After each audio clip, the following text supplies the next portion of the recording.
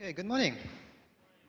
All right, so exam is next Tuesday, November 8th, 6:30 to 7:30 p.m. Same place as last time. Make sure you know where to go. So look up the seating plan that's on the second screen here, and it's also on the course webpage. It is also the election night, so make sure you vote somehow. If you can vote, you should vote. Either sometime during that day or vote early like I did. I voted like a month ago or something, just to get it out of the way. But anyway, if you can vote, please do vote. It's a very important thing, almost as important as your exam. Well, okay, it's more important than your exam, but again, you should vote if you can vote, all right?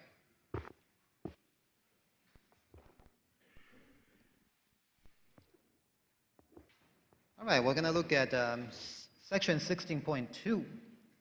We looked at part of it last time. We'll finish the section today.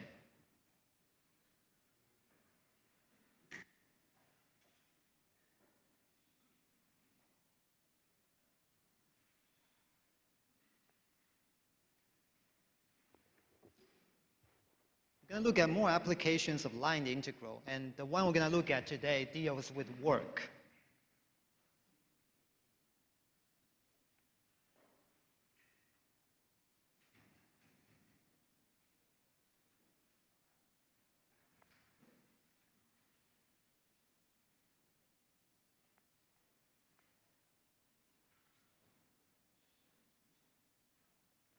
Work in the context of a physics kind of application. So you remember that work typically is defined as force times displacement.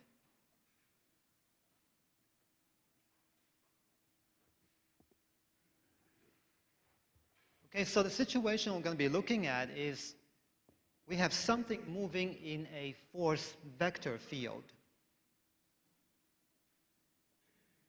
Imagine we have a particle moving on a path C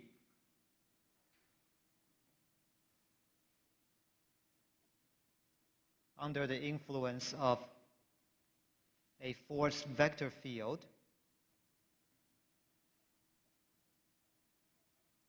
F. And suppose we know where the particle started, where it ended. We like to find out what the amount of work done is.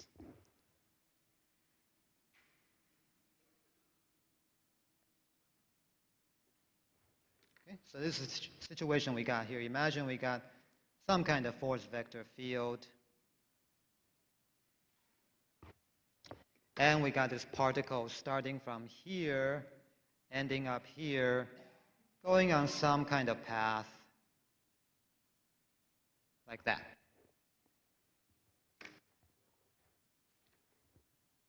So as it moves around, it's accumulating the force from the field times the displacement of that particle on the path.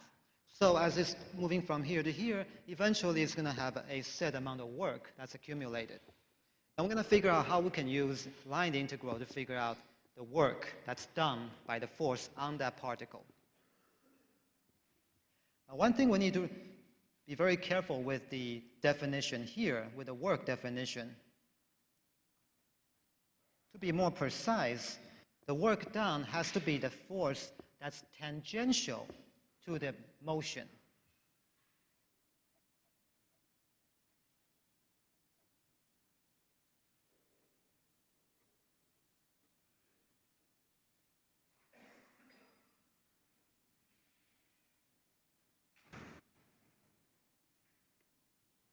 By definition, if the force is perpendicular to the motion, then no work is done. For example, in this room here, assume the only force we care about is gravity.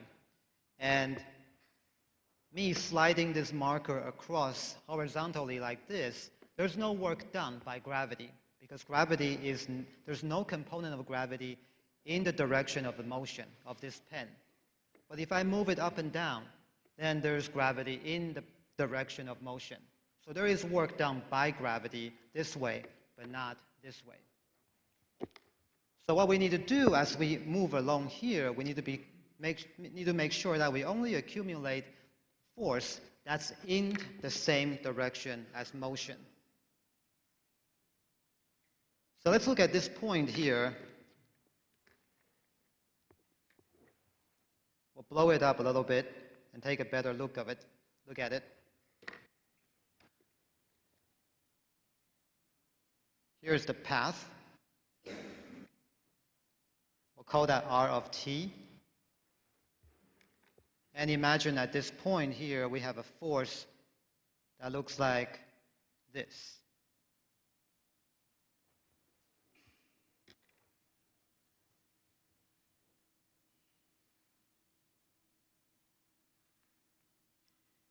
This dotted line here, this is the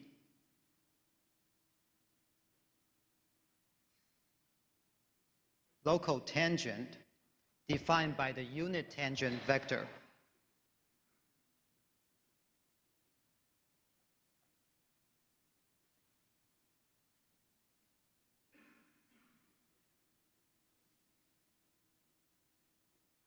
Capital T.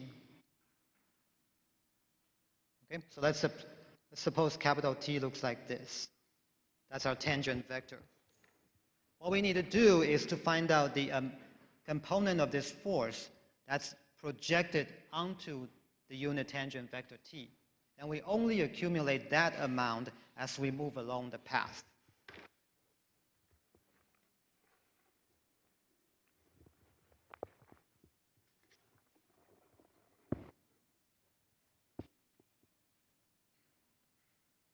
Okay, so let's concentrate on that triangle again. Unit tangent goes this way. Our force vector goes this way.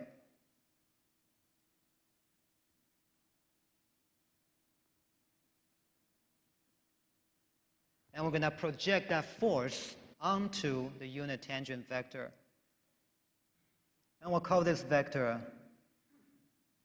the tangential component of force. We'll call that F sub t for tangential.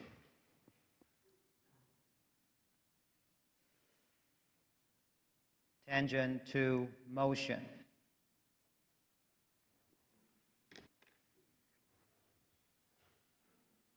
Okay, so if you remember from doing all these vectors at the beginning of the course and from 162 and 166, Ft is simply a vector projection of F onto the unit tangent vector T. So it's F dotted with T, right? That will give you the vector that's tangential to the motion. Okay? So that means when we calculate the work, we'll call that W.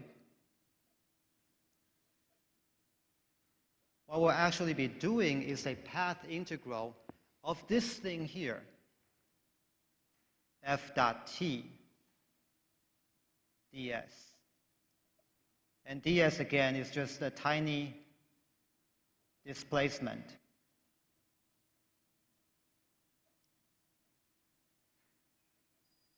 On the path r of t.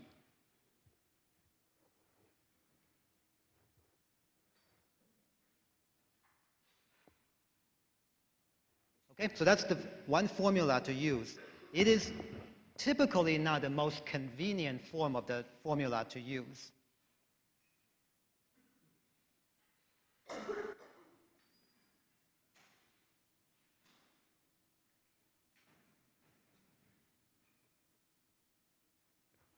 So let's do a little bit more to this formula to get a slightly easier to use form of the formula.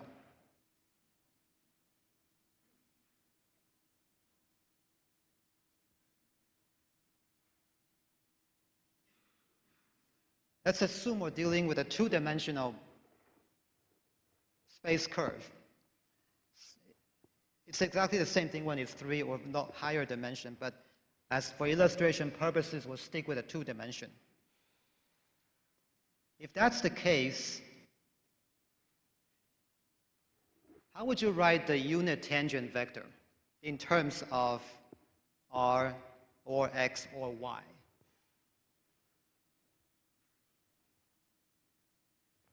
Remember this stuff, the unit tangent vector. How do you find the tangent vector? Very good. So you need to know the tangent vector, which is r prime of t, divided by the magnitude of r prime, right? So this is equal to x prime, y prime, over the magnitude of that, x prime squared plus y prime squared. Or in the form that we saw last time, it would look like this.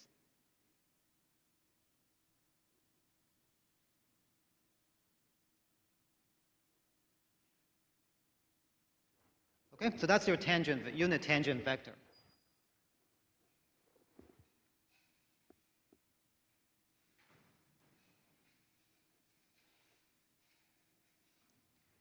And remember how we calculated ds from last time? That's the length of a tiny displacement. Right? It came from the arc length formula, which is dx dt quantity squared plus dy dt squared all under root times dt.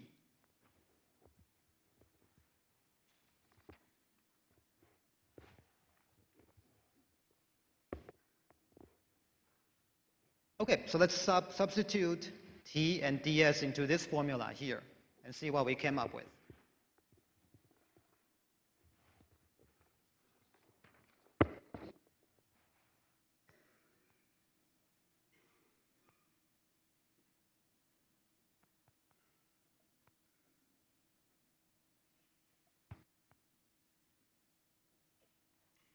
Here's force.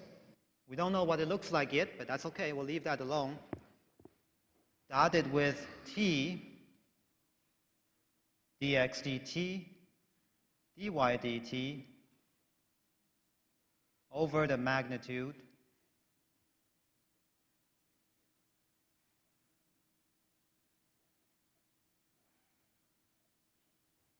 times ds, and ds is the magnitude of that thing,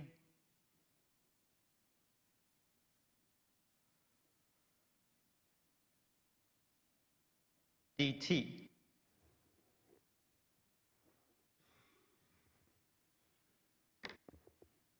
And notice now the integration now ends up being in terms of t. So we just need to know at what time the motion starts, at what time the motion ends, a to b, as usual. And of course, you can see these two things will cancel. So this will end up being looking like a to b, f dotted with, and this guy right here, this is simply r prime, right? That's dr dt, dt, or simply a b f dot d r.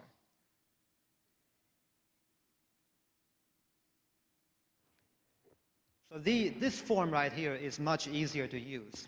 Once you parameterize the motion, the path of the motion, you take the derivative, dot that with the force vector, and then integrate from a to b. So you don't really have to mess with the unit tangent, because in here, the unit tangent is already showing up and has stuff canceled out with a ds. Right? The ds and the unit tangent, those things cancel, so we ended up just simply taking the derivative of the motion and then dot it with them, then integrate.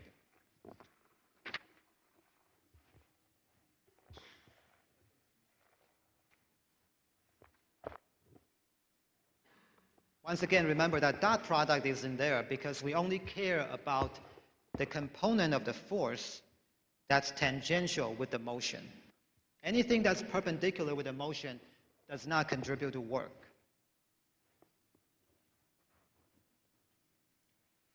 Okay, let's try this on something.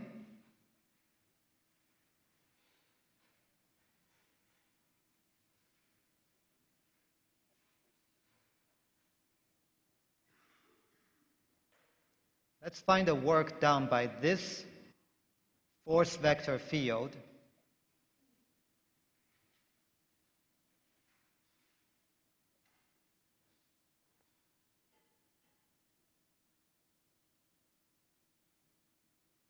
on a particle moving on a line segment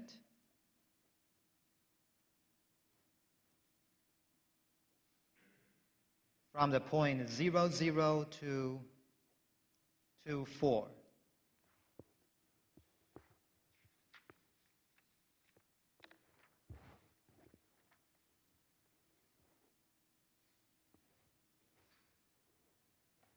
All right, we got some kind of force, and then we got some kind of motion, a path defined by the sentence right here.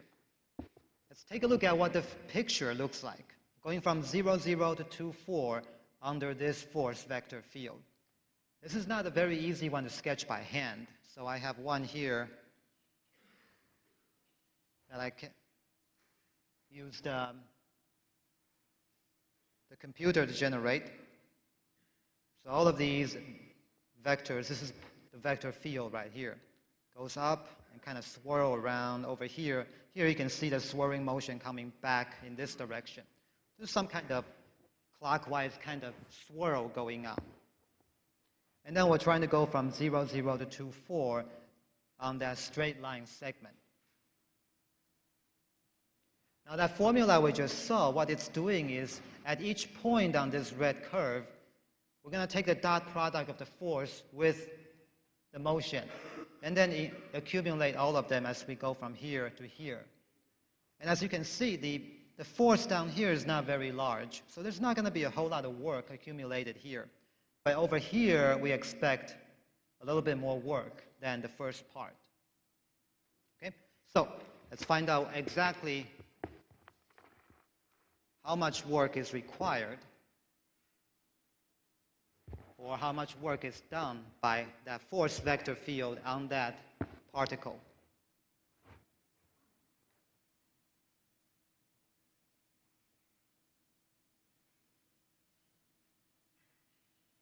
First thing we want to do is, of course, parameterize the motion.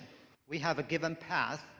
We're told that it's a line segment from 0, 0 to 2, 4.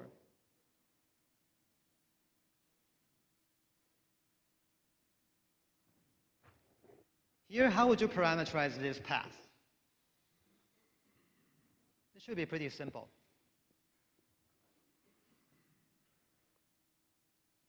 What do you think?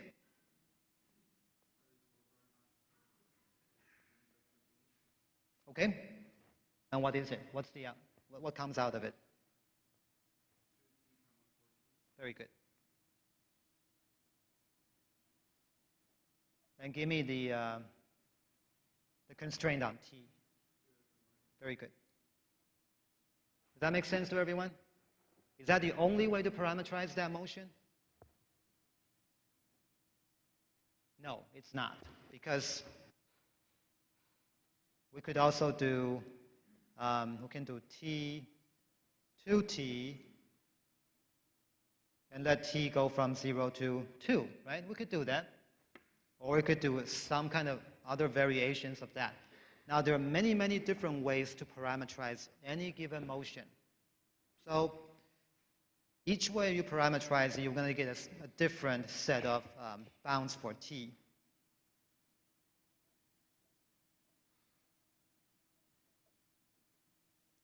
So keep in mind that there are many ways to parameterize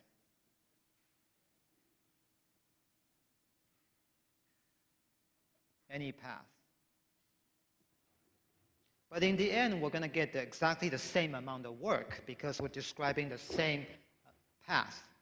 The thing that's going to make sure that we get the same work is the bounds on t. However you define that, your bounds will be different, and in the end, we're going to get the same thing.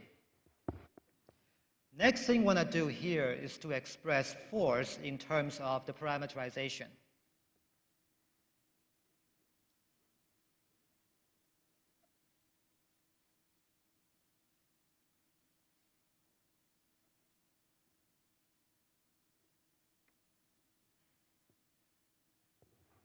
We define that we parameterize the motion. All we care about is the force acting along that path. So this describes the force on the entire field. We want to know what's going on that path. So we care about what happens when x is exactly 2t and y is exactly 4t. So for us, what we can write here is x times y, so 2t times 4t. I'm using the first parameterization here. And then y minus x. That's 4t minus 2t.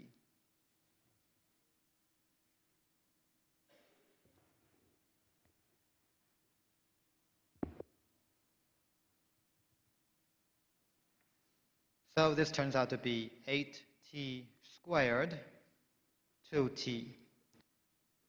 8t squared I, and then 2tj.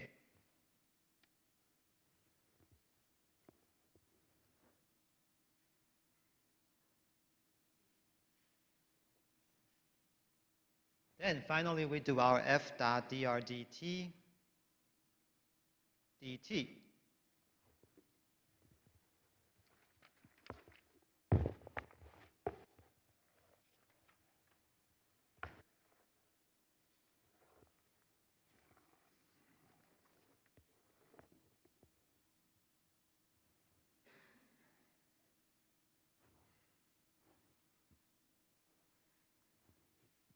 Okay, so for here, again, using the first parameterization we have here, 2t, 4t, 0 to 1 for t, the work will be integration from 0 to 1.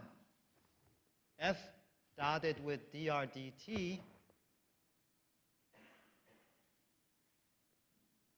here's f dotted with dr dt. It's simply 2, 4, right? dt. That's f. That's r prime or dr dt, doesn't matter. So we get 16t squared plus 8t dt.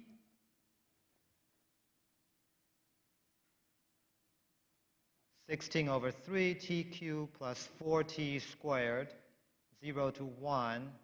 So that's 16 over 3 plus 4, and that ends up being 28/3.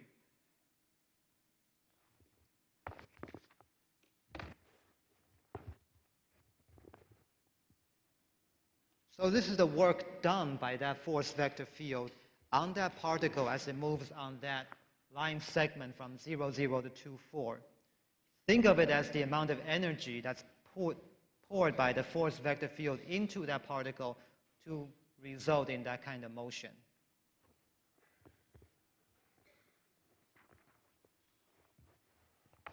Questions?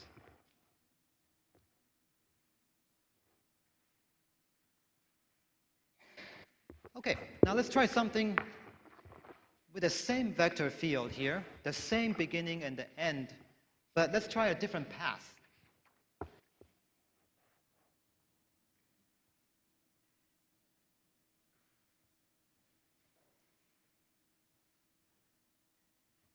Our force vector field is still xyi plus y minus xj.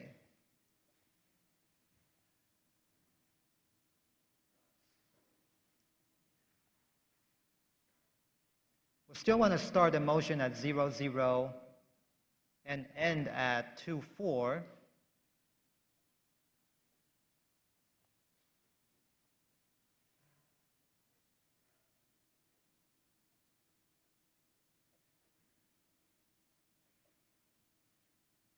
But this time, instead of taking the line segment from 0, 0 to 2, 4, let's go along the parabola y is equal to x squared.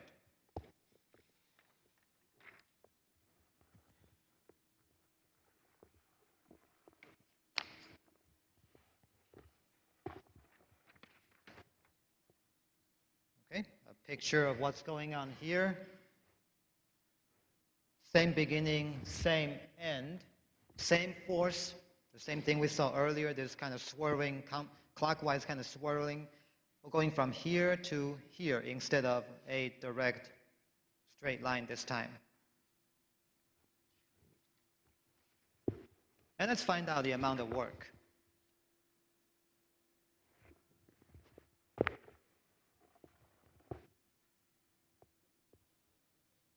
Same steps as last time. The first thing you want to do is to parameterize your motion.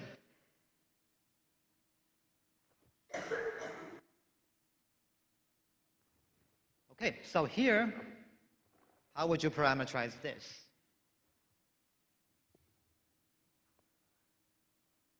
We want to go from 0, 0 to 2, 4 on this path. Y is equal to x squared.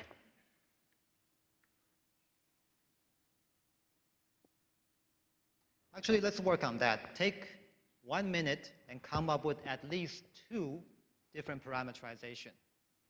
1 minute. At least 2 different ones. If you can find more, great. But find 2 different parameterizations of that path.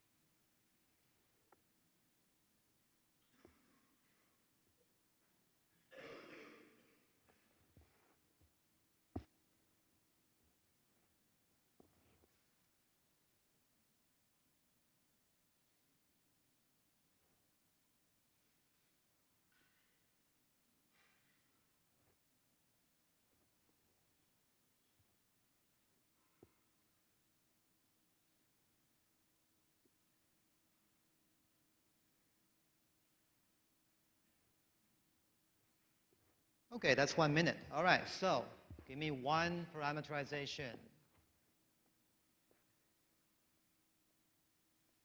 What you got? Sounds good. And what's the bound on t? 0 to 2. Do we agree with that? Okay, give me another one.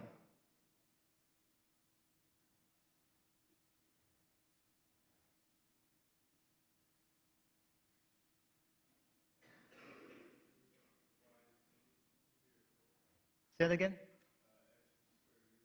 Square root of t, y is t. Good. That works too, right? Yeah. As long as y is the square of x, this is going to work. So he put the square root of t, squaring that gives you a t. That fits the description. Same thing here, x is t. You can let x be basically anything you want as long as y is the square of that.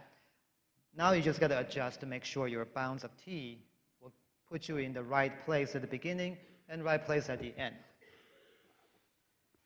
Who has another one?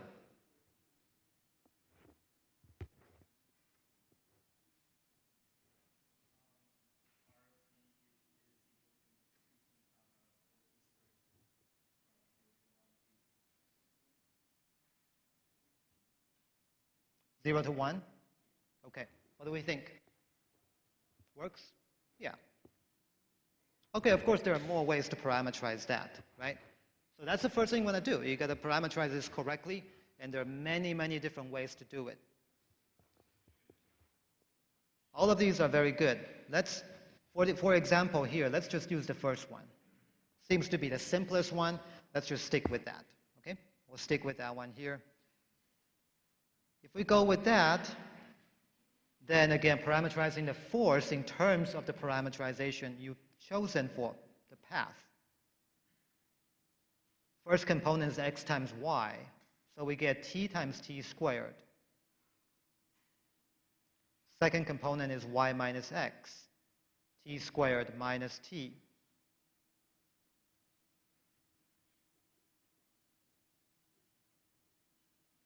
The tangent vector of this is 1, 2t.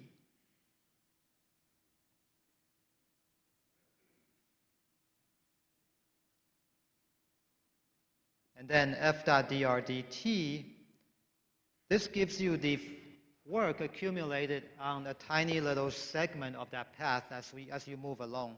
And integration just accumulates all of these things.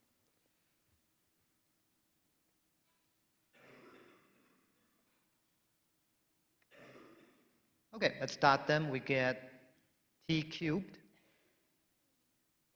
plus 2t cubed minus 2t squared. So this turns out to be 3t cubed minus 2t squared.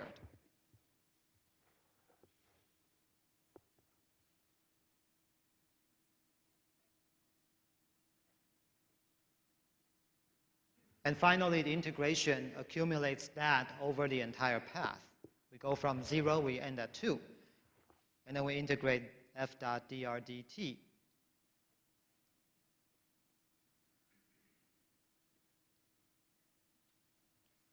So in the end, we get 3 over 4 t to the 4th minus 2 over 3 t cubed, 0 to 2. So that's a 16 divided by 4. That's 12 minus a 16 over 3. I think it's 20 over 3 if I did this correctly.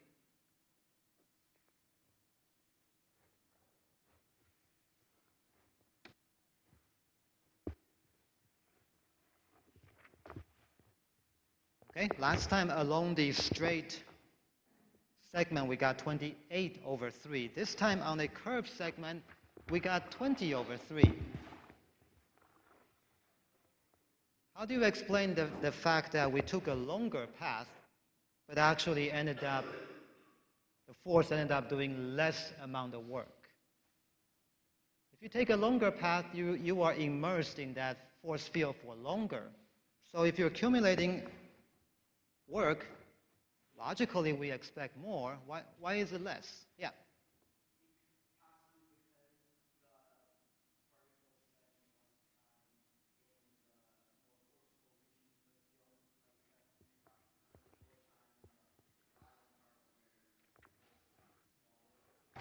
Okay, yeah, that's one very good explanation.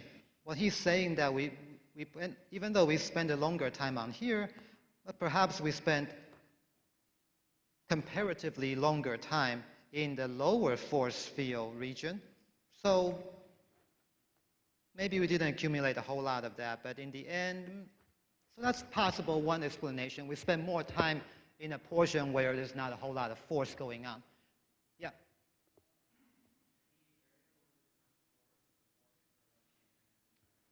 That's another very good explanation. Remember, only the tangential amount to the motion that's accumulated.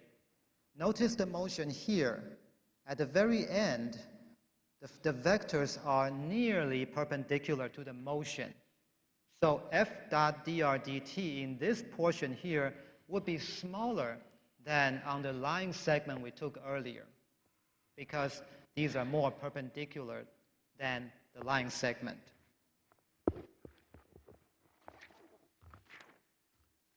Let's take a look at that. Right, look at the tail end of this. There's a little bit, because this is more of an up and down than that, this will have less of a tangential amount compared to that. So these could all explain why we ended up getting less work, even though we took a longer path. Does that make sense? Okay? Now, one important thing to remember here is that in general, different paths will result in different amount of work.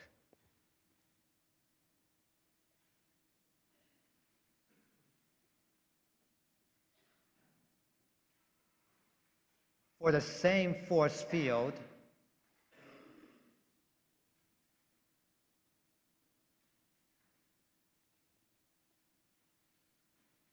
different path will result in different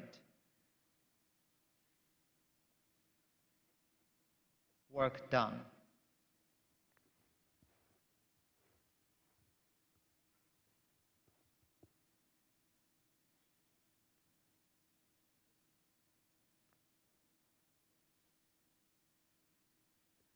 Except when the force vector field is conservative.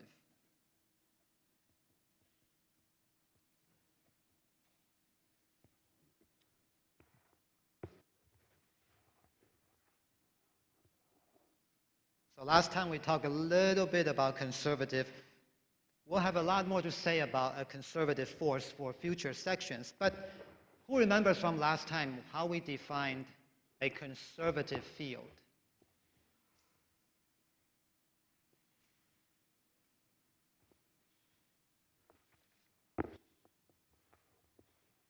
What does it mean when the field is conservative?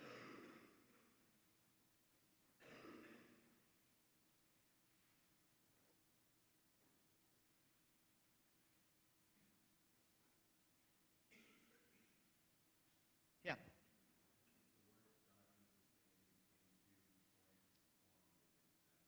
That's right. Okay. But how did we define a conservative field last time?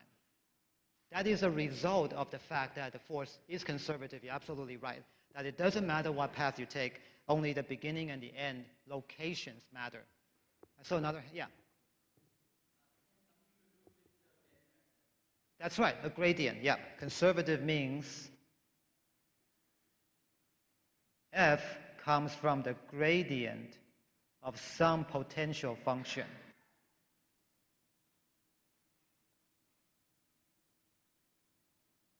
And this is not always true. For example, the force vector field that we work with in the last two examples, it wasn't a conservative force because we noticed we took two different paths. Even though we have the same location in the beginning and the same location at the end, we got different amount. Also, it's not the force that we played with. This is not something that you can take the gradient of to get. If you make up some force just arbitrarily, and more chances are it would not be conservative. It has to be the gradient of some very special function for that force to be conservative. And there are other ways to check if the vector field is conservative. And like I said, in future sections of the course, you will find out how to check if a force is conservative. And if it is conservative, then path does not matter. You just need to know the beginning and the end. But for now, just remember that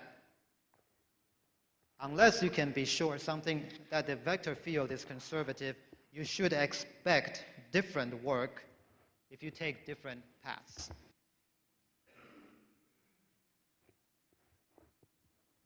Okay, let's do one more example. This time we'll do a 3D example.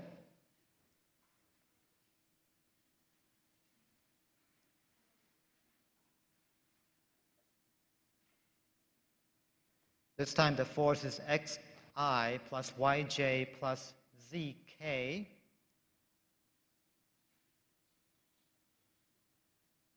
And r of t already parameterized.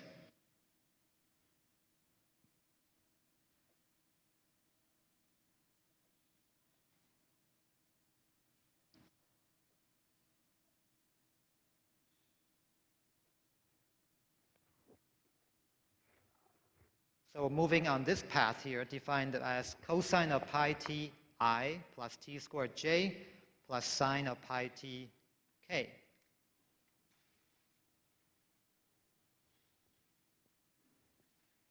We've seen this shape before. Can you recognize what this is, this path? Yeah, it's a helix. It's a helix with circular cross-section in the x and z component. And y just keeps growing. So, yeah, it is a helix. So a bunch of circle in the x and z component, and then in the x and z direction, and then grows in the y direction. So let's see. It will look something like this. go in that direction. That's the helix we got.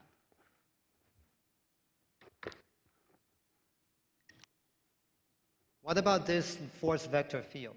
Can someone visualize that and describe it for us?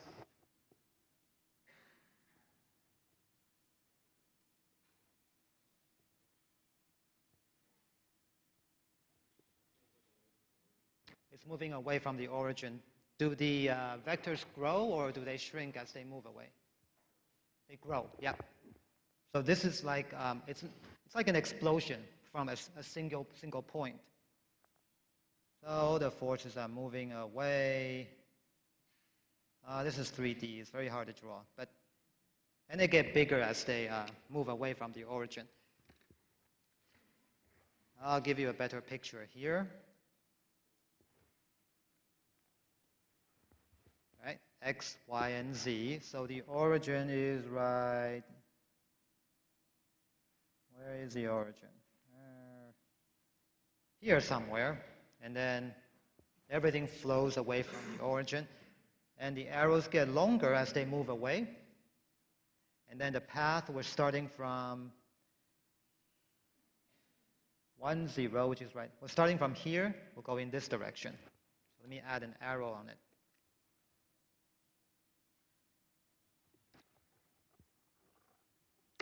Okay, so it's a more complicated picture, but it's the same kind of thing.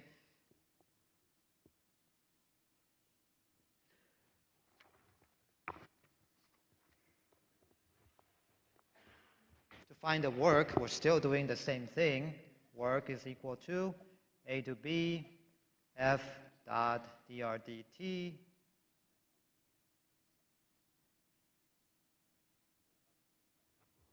dt.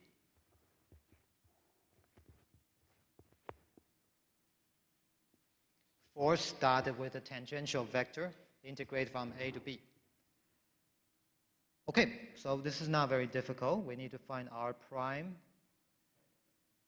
R prime is negative pi sine pi t I 2tj pi cosine pi t k.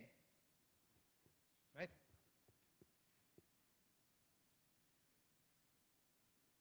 Don't forget to express your force in terms of the parameterization. Either you came up with that or it is given to you. So the force is simply going to be xi, where x along the path is cosine pi t. So cosine pi t. Y is 2t, oh no, t squared, sorry. And then zk is sine pi t k.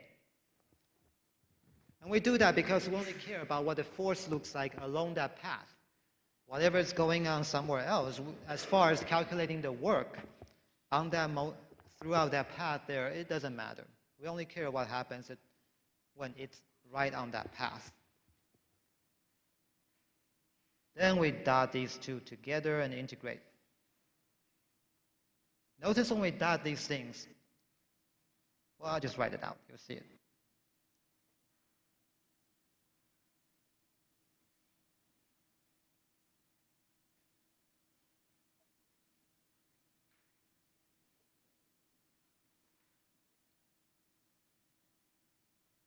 All those annoying trick things actually go away. That's really nice. Right? Minus sine, cosine, positive, cosine, sine, both times pi. Those things go away, so we simply end up with 2t cubed.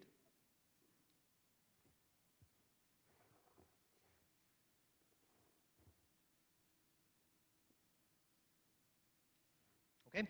So then we integrate the work, integrate that to find the work from 0 to 1.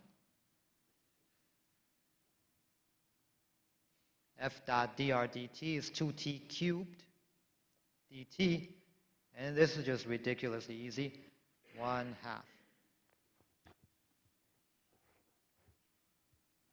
That's the work. Going from the initial point is 1, 0, 0. The final point is -1, 1, and 0. Okay? All right, so that's it for this section here. It's another relatively short one and a pretty easy one. I think you'll all agree compared to your triple integral and stuff. All right, that's it for today. See you Friday.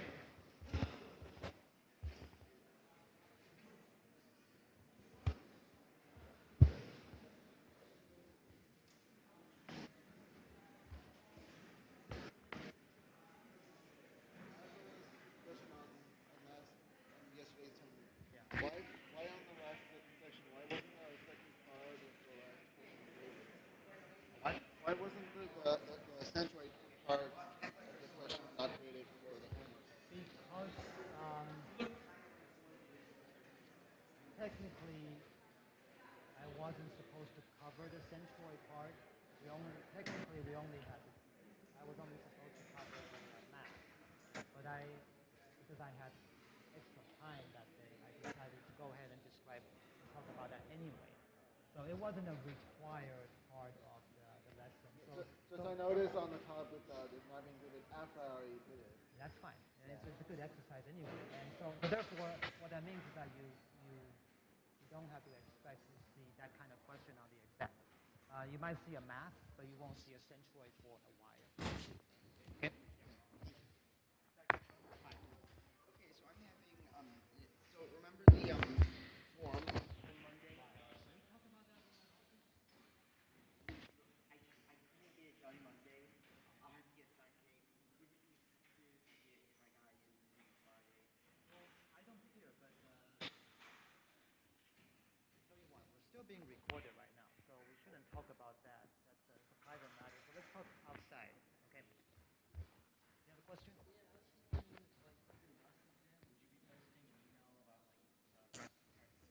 I sent email last night. Oh, you did? Yeah. So basically, the fall and spring from last 2 years. I'll take 1 second again. Or wait, I have it written down somewhere. Um, spring 2015, 2014, and fall 2015